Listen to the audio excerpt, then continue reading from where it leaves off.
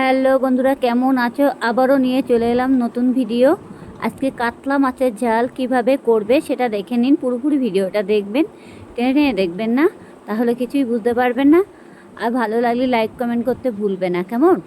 যাই হোক, আমি দেখতেই পাচ্ছি এখানে কড়াই বসিয়ে দিয়ে দিয়েছি।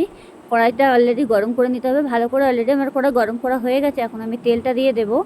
এবার তেলটা সেই বুঝে দেবেন, মানে তেলটা যেন বেশি দেওয়ার দরকার নেই। আপনারা যেমন তেল খাবেন তেমন দেবেন, অসুবিধা নেই। মাছ ভাজা যেটুকু তেল লাগবে সেইটুকুই তো দিতে হবে, তাই না? এবার যাই হোক, আমি এখন কড়াইতে তেলটা দিয়ে দিয়েছি। কড়াইতে তেলটা এখন ভালো করে গরম করে নেবো। আমি খুন্তি দিয়ে তেলটা এধার ওধার করে দিয়ে দেবো। সারা কড়াইতে একটু মাখিয়ে নিতে হবে খুন্তি দিয়ে, যাতে মাছটা দিলে দ্রুত ভাজা হয়ে যায় সেভাবে, মানে খুন্তি দিয়ে এধার ওধার করে দিতে হবে। যাই হোক, আমি তেলটা ঘুরিয়ে দিয়েছি। এবার আমি এক করে মাছগুলো পুরোপুরি ছেড়ে দেবো। এবার আমি খুন্তি দিয়ে দিয়ে মাছগুলো দেবো। খুন্তি দিয়ে দিলে পরে কী হবে জানো? হাতে লাগার ভয় থাকবে না। অনেক সময় হাত দিয়ে মাছটা দিলে পরে তেলটা ছিটকে আসার সম্ভাবনা থাকে, আর এটা সেটা থাকবে না। খুন্তি দিয়ে দেওয়ার চেষ্টা করবে সব সময়, দেখবে প্র্যাকটিস করলে হয়ে যাবে। যাই হোক, আমি এখন খুন্তি দিয়ে দিয়ে মাছগুলো দিয়ে দিচ্ছি। আপনারা চাইলে হাত দিয়ে দিতে পারো। হাত দিয়ে দিলে পরে কী হবে, আস্তে করে দেবে, এতে গায়ে না লাগে। মাছটাকে ভালো করে লবণ হলুদ মাখিয়ে নিয়ে নিয়েছিলাম। নিয়ে এখন আমি মাছটাকে ভালো করে ভেজে নেব। এখানে এগুলো দেখতেই পারতে, এগুলো কিন্তু কাতলা মাছ। এবার আমার হাজব্যান্ডের খুবই পছন্দ ছিল, যাই হোক কাতলা মাছ খাবে বলে। এবার মাছটাকে ভালো করে লবণ হলুদ মাখিয়ে কিছুক্ষণ রেখে দিয়েছিলাম। দিয়ে তারপরে আমি এখন মাছটাকে দ্রুত ভাজা করে নেব। এবার লাল লাল করে মাছগুলো ভেজে নিতে হবে। আর কড়াইটা সবসময় একটু যত গরম করবে সেত কী হবে, মাছগুলো তাড়াতাড়ি ভাজা হয়ে যাবে। অনেক সময় দেখা যাচ্ছে কড়াইটা গরম করলে না, মাছগুলো দিলে পরে তখন মানে মাছটা কড়াইতে লেগে যায়, কড়াইটা পুড়ে যায়, এরকম হয়। কিন্তু এটা করবে না, কড়াইটা একটু গরম করার চেষ্টা করবে। দেখবে কড়াই দিয়ে একটা তাপ উঠছে কি না, তখন তেলটা দেবে, তাহলে মাছগুলো দ্রুত ভাজা হয়ে যাবে। যাই হোক, আমি এখন দেখে নেবো যে আমার মাছগুলো ভাজা হয়ে গেছে কি না।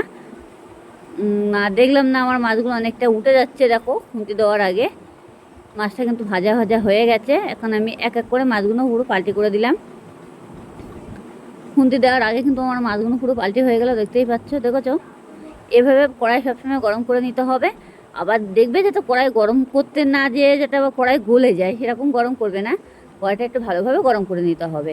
অনেকে দেখা যায় কী করে বলো তো, তখন ওই কড়াইটা গরম হয় না, তেল দিয়ে দেয়, তেলটা গরম হয় না, মাছটা দিয়ে যায়, তখন কিন্তু মাছগুলো ভেঙে যায়। সেরকমটা করলে হবে না। একটু খেয়াল রাখতে হবে, রান্না করতে গেলে একটু রান্নার দিকে একটু ধ্যান দিতে হবে, তাহলে রান্নাটা কিন্তু ভালো হবে। যাই হোক, আমি মাছগুলো ভালোভাবে ভেজে নিলাম। এবার মাছগুলো আমি এক এক করে পুরোপুরি মাছগুলো তুলে নেবো একটা পাত্রের মধ্যে। এই যে মাছগুলো তুলে নিচ্ছি, এভাবে করে আমি একটা পাত্রের মধ্যে তুলে নিচ্ছি মাছগুলো। মাছগুলো অলরেডি লাল লাল করে আমার ভাজা হয়েই গেছে, দেখতেই পাচ্ছ। তোলা হয়ে গেল মাছগুলো আমার। যাই হোক, এবার বাকি যে আমার মাছটা ছিল সেটা আমি দিয়ে দেবো। বাকি বলতে কি, দুখানা মাথা আছে, মাথা দুখানা আমি ভেজে নেব। এই যে মাথাগুলো ভেজে নিতে হবে। আমি কড়াইতে কিন্তু তেল দিইনি, এই তেলে আমি মাথাগুলো ভেজে নেব।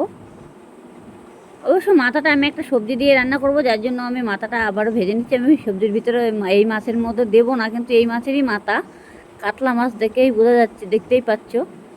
কিন্তু এই মাছের সাথে এই মাছ মাথা দিয়েছে, যার জন্য মাথাটা আলাদাভাবে ভেজে নিয়েছি। নিয়ে এখন আমি অন্য সবজি দিয়ে রান্না করব। যাই হোক, আমার মাথাটা কিন্তু অলরেডি ভাজা হয়ে গেছে। মাথাটা আমি এখন অলরেডি তুলে নেব। মাথাটা ভালো করে ভেজে নিতে হবে, একটু মানে লাল লাল করে।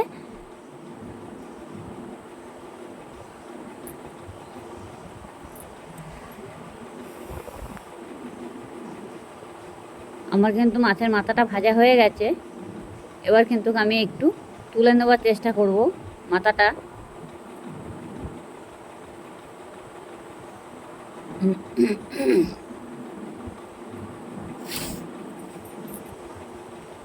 এবার আমি মাথাটা তুলে নিচ্ছি। যাই হোক, আমি মাছের মধ্যে মাথাটা তুলে নিলাম। এই দেখো, মাথাটাও ভাজা হয়ে গেছে।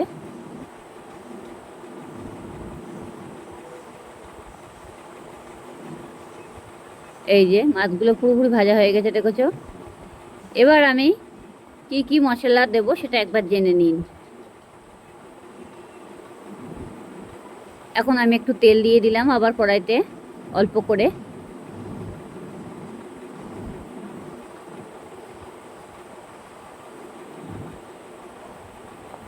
তেল দেওয়া হয়ে গেছে। এবার আমি ফোড়ন দিচ্ছি। এই দেখো, জিরে ফোড়ন দিয়ে দিয়েছি। আদা 2-3 কোয়া রসুন দিয়ে দিলাম। 2-3 কোয়া রসুন দিয়েছি, একটু আদা কুচি দিয়েছি। এটাকে ভালো করে ভেজে নেব।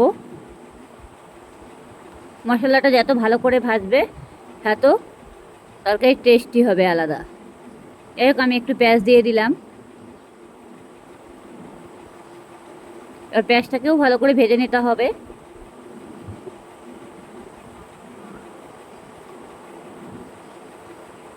পেঁয়াজটা দিয়ে দিয়েছি। পেঁয়াজটা এই মশলার সাথে ভেজে নিতে হবে। আপনারা চাইলে রসুন দিতেও পারো, না দিতেও পারো, কোনো ব্যাপার না, কিন্তু আমাদের ঘরে একটু রসুনটা চলে তো, যার জন্য রসুনটা দেওয়া হয়েছে। এবার আমি লবণটা দিয়ে দিচ্ছি। লবণটা বুঝে দেবেন যাতে ঝোলের ভিতরে টেনে না যায়। লবণটা টেনে গেলে তখন বাজে লাগবে। জিরের গুঁড়ো দিয়ে দিলাম।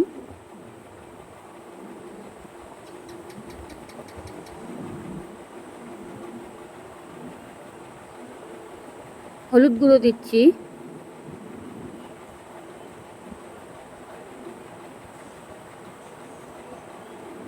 লঙ্কার গুঁড়ো হালকা পরিমাণে দিলাম। এটাকে আমার ভালো করে ভেজে নিতে হবে। যাই হোক, আমি এটার মধ্যে আর তেল দেবো না। আপনারা চাইলে হালকা করে দিতে পারো, কিন্তু তেল খেয়ে আমাদের অতিরিক্ত গ্যাস হয়ে গেছে, যার জন্য তেলটা আর বেশি দেওয়া যাবে না। হালকা করে তেলটা দিয়ে দিয়েছি, বেশি দিলাম না। এটাতেই আমার দেখতেই পাচ্ছ মশলাটা এমনি ভাজা ভাজা হয়ে গেল। এভাবে ভেজে নিতে হবে।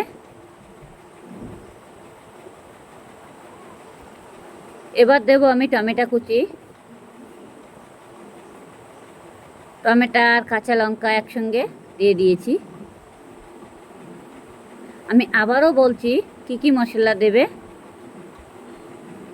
একটু আদা কুচি, 2-3 কোয়া রসুন, এটা আমি এখন চিনি দিয়ে দিলাম।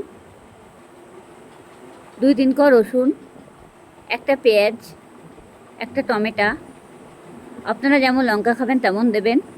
হালকা একটু গরম মশলা, এগুলো তেলের মধ্যে দিয়ে ভালো করে ভেজে নিতে হবে। একদম ভাজা ভাজা করে পুরো লাল লাল হয়ে যাবে। যতক্ষণে লাল লাল না হবে ততক্ষণে কিন্তু জল দেবে না, তাহলে কিন্তু যে কাঁচা গন্ধ ভাবটা থাকবে মশলার, সেটা কিন্তু বেরোবে। আর দেখবে যখন পুরো লাল লাল হয়ে গেছে, পুরো ভাজা ভাজা হয়ে গেছে, তখন কিন্তু সে গন্ধটা আর থাকবে না, তরকারির টেস্টটাই আলাদা লাগবে।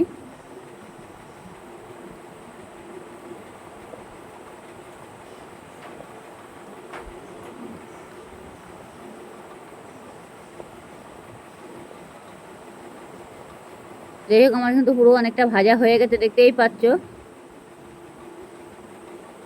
তেলটা কিন্তু ছেড়ে দিয়েছে মশলার ভিতর থেকে, আর একদম পুরো ভাজা ভাজা হয়ে গেছে। এবার আমি জলটা দিয়ে দেবো। নিয়ম মতো জল দিতে হবে। আপনারা যদি মনে করবে একটু ঝোল থাকবে সে রাখতে পারো, আর যদি মনে করবে না মাখা মাখা করবো সেটাও করতে পারো, কোনো অসুবিধা নেই। যাই হোক, আমি কিন্তু বেশি ঝোল করব না, যার জন্য আমি অল্প করে জল দিয়ে দিচ্ছি। আপনারা চাইলে যদি মনে করো একটু ঝোল রাখবে তাহলে আর একটু জল দিতে পারো, যেটি হোক তরকারির ঝোলটা যেটি হোক ফুটবে, সেই কারণে। আর ঝোল দেওয়া হয়ে গেছে, যতক্ষণে না ফুটছে ততক্ষণে আমি মাছটা দিতে পারছি না। ব্যাস, যেটুকু দেওয়ার আমার দেওয়া হয়ে গেল।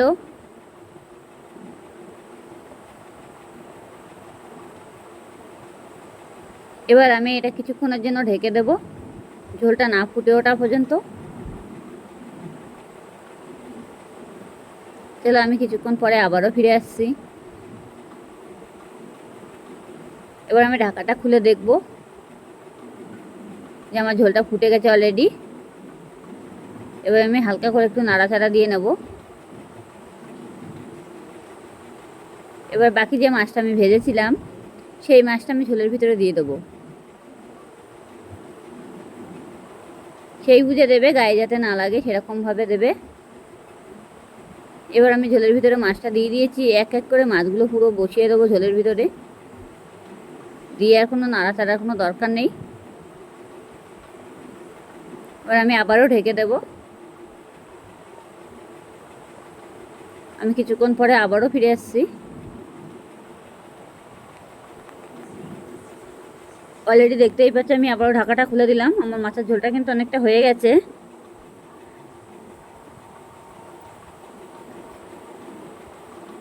তো আমি একবার দেখে নেব, একটু চেক করে দেখে নিতে পারো, অসুবিধা নেই যদি লবণ কম হয় কি না সেটা একটু চেক করে দেখে নিতে পারো। আমার অবশ্য চেক করা লাগে না, তাও আপনারা করলে অনেক সময় অনেকে লবণ টান হয় কি কম হয় সেটা একটু দেখে নেবে, দেখে নেওয়াটা ভালো। হালকা একটু ভাজা মশলা দিয়ে দিয়েছি, এই দেখো এটা গন্ধটা সুন্দর আসবে আর খেতেও খুব টেস্টি হবে। ভাজা মশলা বলতে কি জিরের গুঁড়ো আর মরিচ গুঁড়ো আর শুকনো লঙ্কা বেটে গুঁড়ো করে রেখেছিলাম। যাই হোক আমি এটা আবার ঢেকে দেবো একটু, যেটি হোক মশলাটা দিয়েছি। আমি আবারও খুলে দেব ঢাকাটা।